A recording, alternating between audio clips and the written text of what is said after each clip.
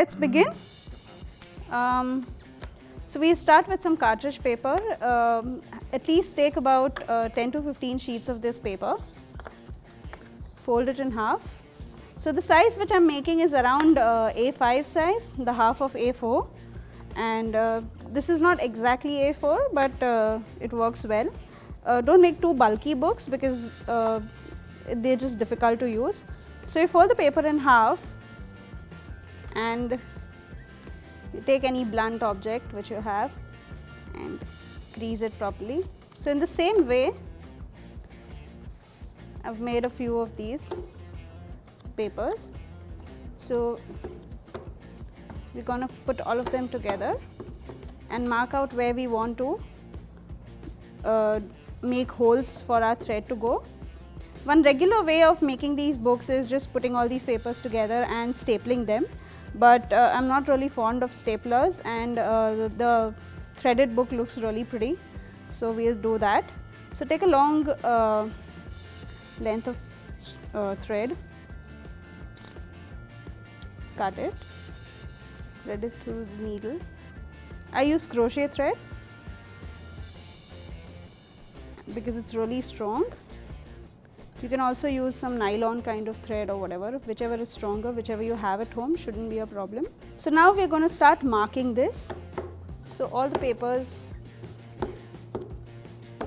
the most important thing is that you have to line them up properly and mark out where you are going to stitch them up. So you take your pencil. So we line this up and keep this as a center, and you mark out where you want to cut the paper so that the thread can pass through. So we have marked it out like this, and this is where we are going to put the needle through the paper.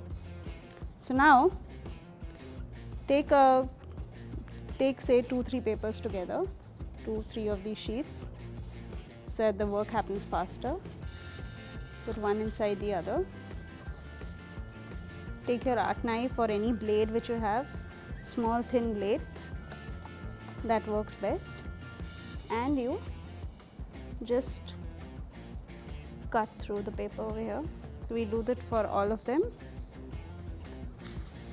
So now we start passing the needle through the papers, so it's easier for us to stitch the book at the end.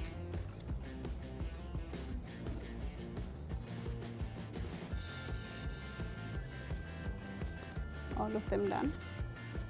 Pull it out, keep it aside, and we'll work on the cover. Now for the cover, I just have this plain simple paper. You see whether it fits over here. It's a little bigger. So what we do is we'll cut it off. And it was a little bigger on the sides too, so we'll cut those off too. Just trim them a little. So now they should fit perfectly. Beautiful, perfect with the book. Now and trim the sides. You'll have to hold your scale steady. So that's it, nicely trimmed. Same thing for the other side. Now what we do is we'll cover this paper up. You can also leave it as it is, but use a thicker paper if you want, so that you can doodle on it or something like that, or write something on it. For now, since this is thin, I'm going to cover it up. I have some lovely gift wrapping paper, so we're going to cover it up. So for that you need to take some glue,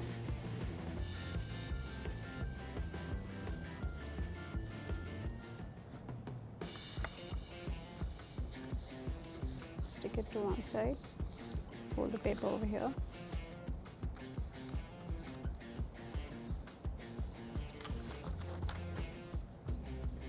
stick this up, cut off this side a little, same thing on the other side.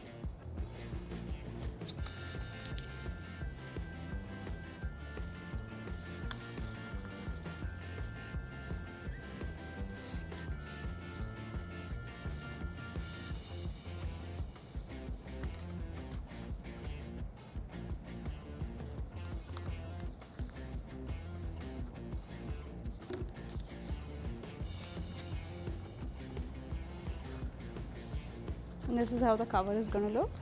You can leave this as it is, or you can cover it up with another paper. I'm leaving it as it is right now. And once again we'll center this and we'll mark out the cuts that we've made over here.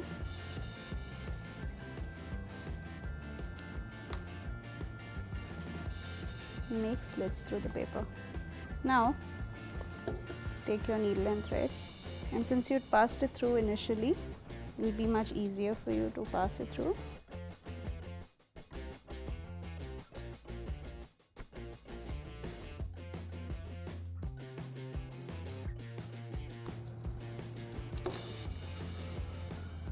If you're not happy with this paper coming out like this, you can just cut it. Try keeping it as straight as possible. Okay, so your book is ready. Now if you like rounded corners, you have your corner punch and just start punching. It's a chore, I must tell you, but they look really pretty. So this is one book ready, handmade, cute, with a lovely cover. And this is another one which I've done, and I've just I used plain cardboard over here, plain card paper over here, and doodled over it. And this is a small book which I've made just with a simple cardboard cover on it and cat stamp or something like that marked out on it. And same thing, and make them as big or small as you like and use them, and that's it, as simple as that.